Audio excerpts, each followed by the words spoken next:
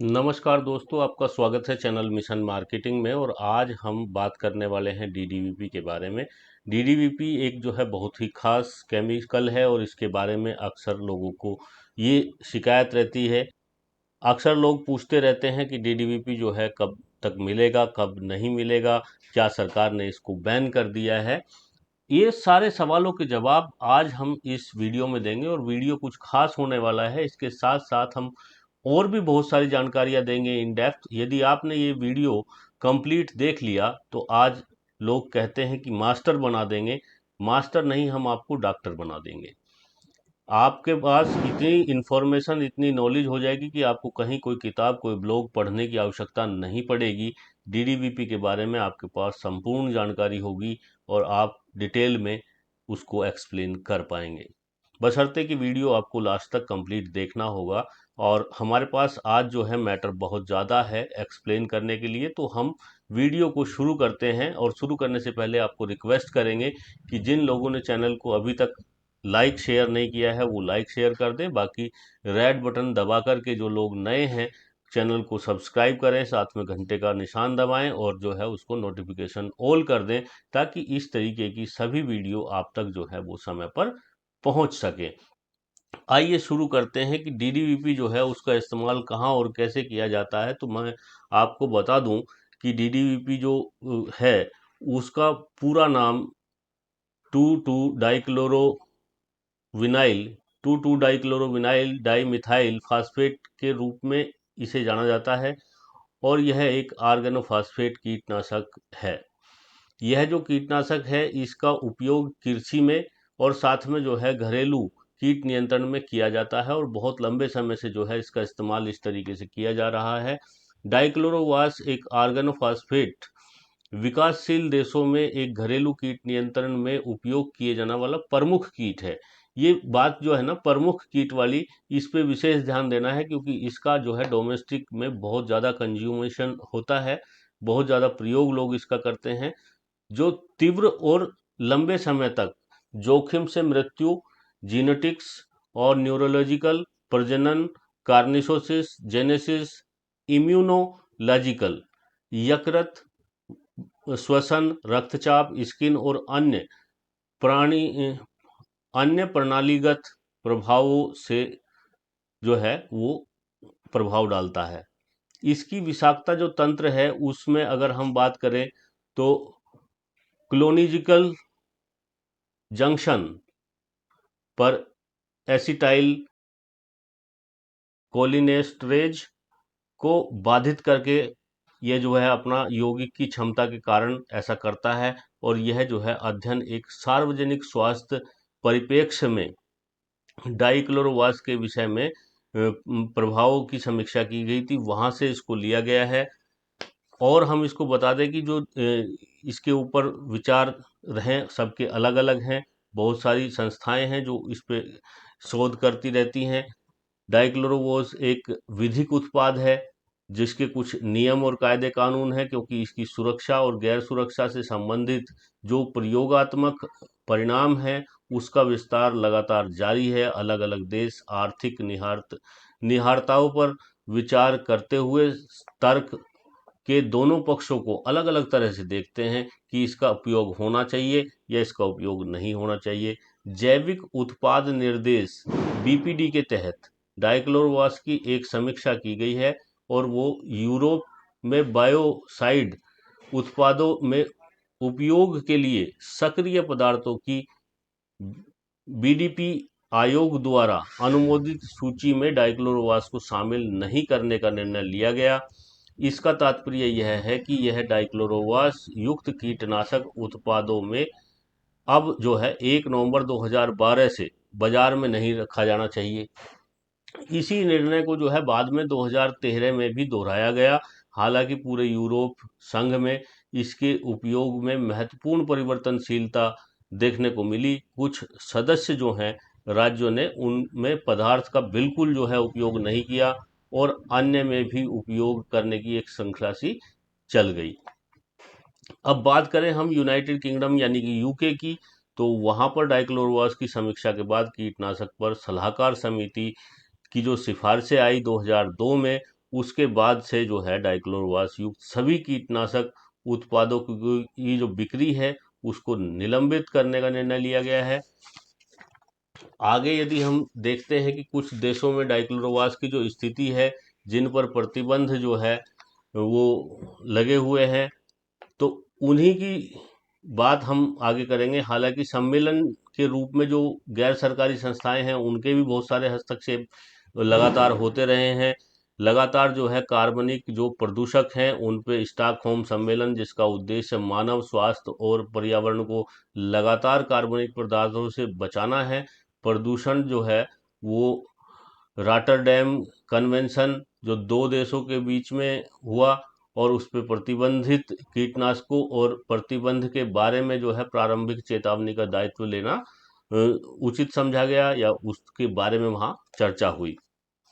पर्यावरण की दुर्दशा यदि हम देखें तो कैसे ये करता है डाइक्लोरोवास जो है, उसकी प्रारंभिक जो भी लीकेज है या जो उसका हम रिलीज करते हैं, ज़्यादातर उसको हवा में ही करते हैं। पानी के संपर्क में आने से प्रकृति हाइड पानी के प्रभाव में आने से जो है हाइड्रोलिसिस प्रतिक्रिया गिरावट के रूप में प्रमुख तंत्र बन जाती है। पर्यावरण में हाइड्रोलिसिस के माध्यम से अजैविक क्षरण पर मुख्य परिवर्तन की प्रक्रिया होती है। डाइक्लोरवास से अधिक पराबैंगनी प्रकाश को जो है सहजता से अवशोषित नहीं किया जा सकता, इसलिए इसे वायुमंडल में फोटोलाइज्ड होने की संभावना नहीं है।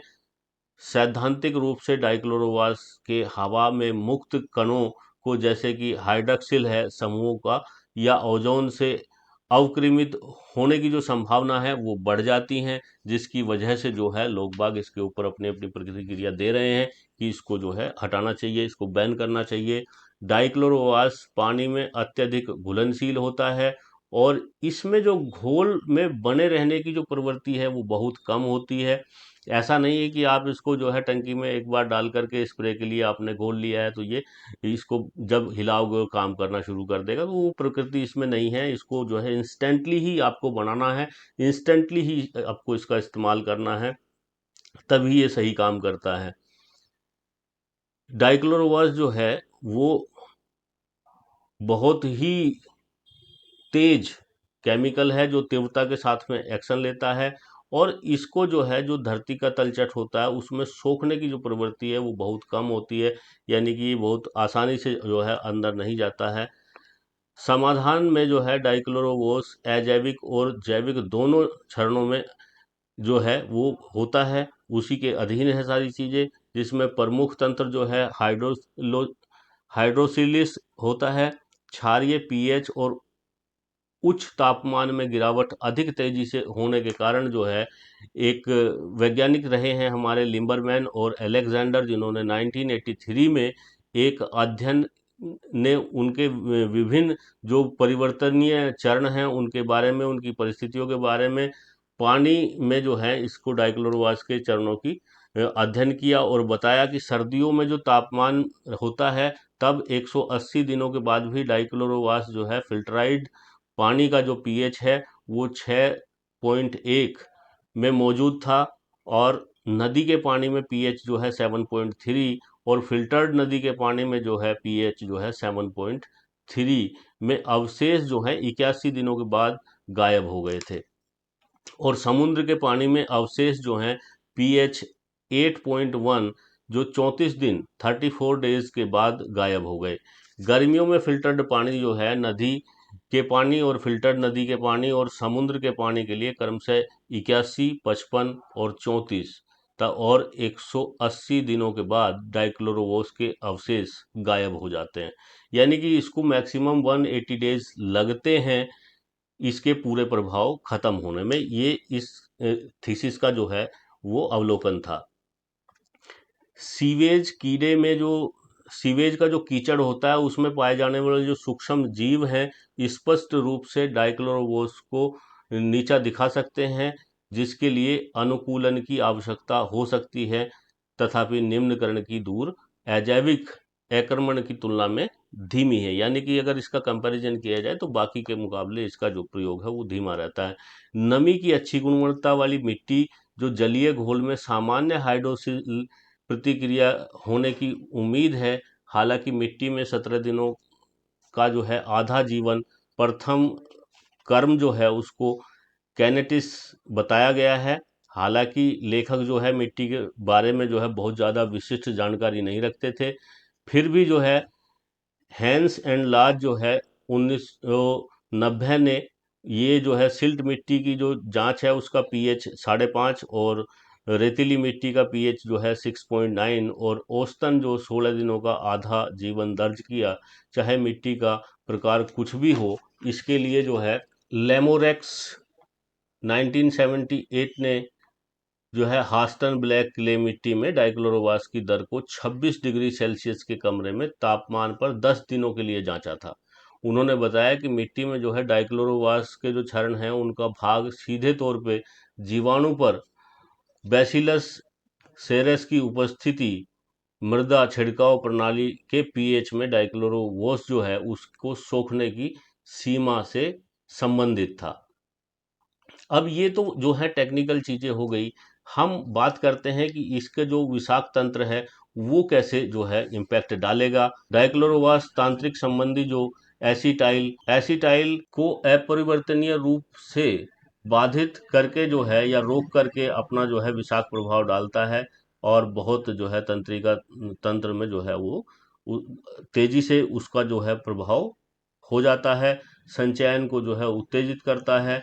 पैराथीमेटिक स्वास्थ्य तंत्रिका तंत्र में परिवर्तन कर देता है। पसीना आता है, मितली आती है, लेमिक्रेशन होता है, उल्टी, दस्त, अत्यधिक जो है आपको हेडेक हो जाएगी, सांस लेने में दिक्कत होगी, यहाँ तक कि जो है मृत्यु भी संभव है। और मृत्यु कंकाल की जो मांसपेशियों में मोटर तंत्रिका तंतुओं का प्रभाव है वहाँ उनमें ऐठन आ जाएगी, मांसपेशियां सख्त हो जाएंगी और उनमें आकर्षण जो है वो दिखाई आपको देगा।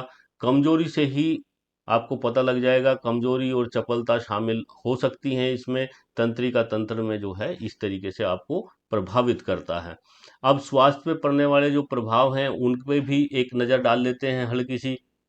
डाइक्लोरोवास के संपर्क में आने से विषाक्तता जो होती है वो जो है अस्थिर है, तीव्र विषाक्तता है और उसमें जो है आम मार्ग जो है सांस लेने का वो अवरुद्ध होने लगता है।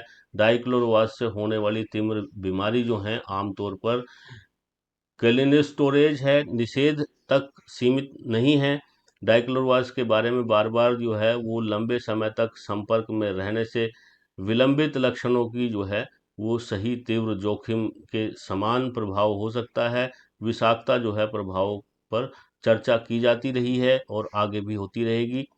मौत के बारे में मतलब जो मोर्टिलिटी है आदमी की जो डेथ है वो कैसे होती है उसके बारे में भी एक बार जान लेते हैं थोड़ा सा।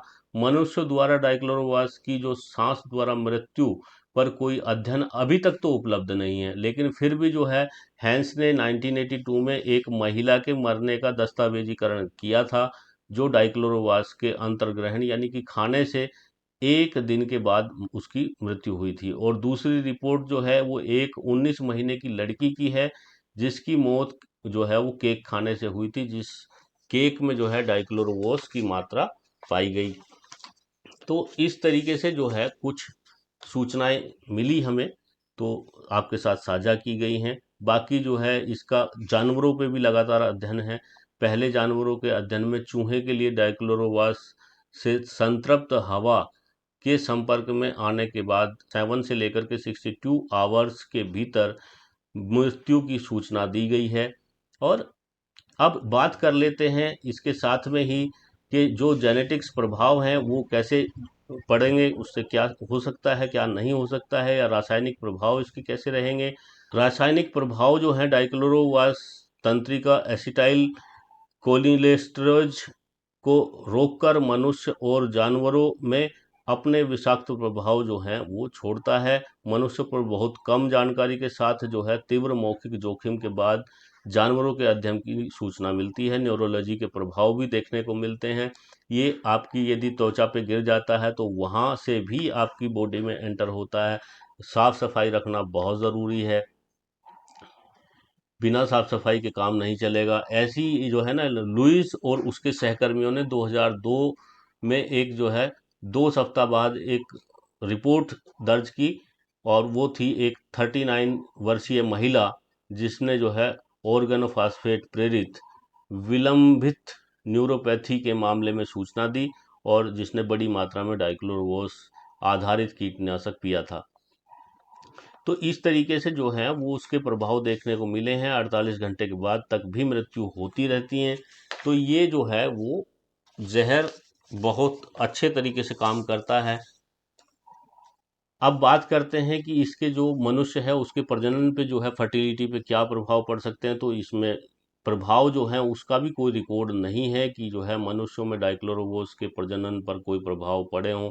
ऐसा कोई अध्ययन शामिल नहीं किया गया है रिपोर्ट्स में अभी तक किसी। हालांकि इंटरपेटेनियल जो है इंजेक्शन के माध्यम से नर चूहों के अंदर प्रजनन क्षमता पर जांच की गई है, और डाइक्लोरोवोस के प्रभाव पर एक अध्ययन ने जो है बताया कि शुक्राणुओं में जो है संख्या में उल्लेखनीय कमी होती है, और शुक्राणु अनियमितताओं में वृद्धि की सूचना दी जाती है। एक अन्य अध्ययन में वयस्क नर चूहे के टेस्टोस्टेरोन के स्तर में उल्लेखनीय कमी का भी जिक्र किया गया है। डाइक्लोरोवास से जो दूषित पानी पिलाने का जो कारण था, उसके कारण उसके वीर्य स्तर में जो है कोशिकाओं में विकृतियां देखने को मिली, यानी कि जो है कोशिकाओं का जो डायग्राम था वो बिगड़ना शुरू हो गया, और स्तर में जो है गिरावट आई, शुक्राणुओं में कमी हुई। इस तरीके की जो है वो सामान्य लक्षण देखने को इससे मिलते हैं। और इसकी जो विषाक्तता है, उसके कोई जो एक्सपोजर अभी तक इंसानों पे किए गए हैं डाइक्लोरोवोस के, उसका विकासतम प्रभाव पर कोई जो है सहमति अभी तक नहीं बनी है, या कोई साहित्य भी नहीं है। हालांकि जो है डाइक्लोरोवोस के विषाक्तम प्रभाव पर कई जानवरों के अध्ययन की सूचना जो है वो दर्ज है, उस पर बताया गया है। अब अल्टीमेटली जो है बात घूम फिर के यहीं आती है कि क्या हिंदुस्तान में जो है इसका प्रभाव रहेगा, नहीं रहेगा, इसको बैन किया जाएगा कि नहीं किया जाएगा। तो हम पहले जान लेते हैं कि डीडीवीपी जो है उसको बैन कर क्यों रहे हैं। तो डीडीवीपी पर प्रतिबंधों को जो लगाया जा रहा है, वहाँ निकल के बात सामने ये आ रही है कि पदार्थों में मानव तांत्रिक तंत्र को नुकसान पहुंचाने की क्षमता और कार्सिनोजेनिक पदार्थ का होना, कैंसर पैदा करने वाले गुणों पर चिंताओं के कारण जो है प्रतिबंध जो है वो लगाया जा रहा है। यह अत्यधिक विषैला है। दूसरा जो डीडीवीपी है वो काफ़ी समय ले लेता है। जब किसी फसल पे या किसी चीज़ में उसका स्प्रे किया जाता है तो उसके रेजिडुअल्स जो हैं वो कम से कम 180 डेज तक देखने को मिलते हैं। किसी किसी केस में वो जो है कुछ 84 डेज तक भी आया है। लेकिन जो है जो लॉन्ग टर्म रिजल्ट इसके देखे गए हैं वो 180 डेज के देखे गए हैं। इसलिए जो है इसको बैन किया जा रहा है। अब आपको जो है भारत में ये देखने को नहीं मिलेगा। स्क्रीन पे जो है बीच बीच में हमने आपको कुछ शीशियाँ दिखाई हैं कि कैसा डीडीवीपी आता है, और भी हम जो है आपके उसको 6-7 इमेज दिखाते हैं जिससे आप डीडीवीपी को पहचान सकेंगे। इससे पहले हमने एक और वीडियो डीडीवीपी के ऊपर बनाया हुआ है। हमने लैब में दिखाया था कि वो उसमें आग लगती है कि नहीं लगती है, नमक मिलाने से क्या होता है। तो वो जो नमक मिलाने वाली जो चीज़ थी वो इस वीडियो में भी आ जाई है। जो पीएच मान वाला जो एग्जाम्पल था वो उससे ही रिलेटेड है, क्योंकि जब नमक की मात्रा जो है कम ज़्यादा होती है तो कुछ प्रभाव पड़ते हैं। अम्लीयता और क्षारीयता पानी में यदि मिक्स है या आपकी भूमि में है तो इसके प्रभाव किस तरीके से रहेंगे, वो सारी चीज़ें आपको जो है वहाँ से मिलेंगी। तो मेरा कहने का मतलब यही है कि आज आपको जो है हमने इसकी संपूर्ण जानकारी दी। वीडियो कैसी लगी, और आपने जो है डीडीवीपी का जो है कब और कैसे लास्ट इस्तेमाल किया था, हमें बताएं। क्योंकि मार्केट में अब और डीडीवीपी आपको नहीं मिलेगी नई, जो भी है पुराने स्टॉक ही आएंगे। इसके सब्स्टिट्यूट में कल हम नए केमिकल को जो है इंट्रोड्यूस करेंगे, और बताएंगे कि इसकी जगह आप किस चीज़ का इस्तेमाल कर सकते हैं। इसी के साथ जो है हम वीडियो की समाप्ति करते हैं और आपसे जो है विदा लेते हैं। धन्यवाद के साथ कहते हैं कि कल फिर मिलेंगे। धन्यवाद।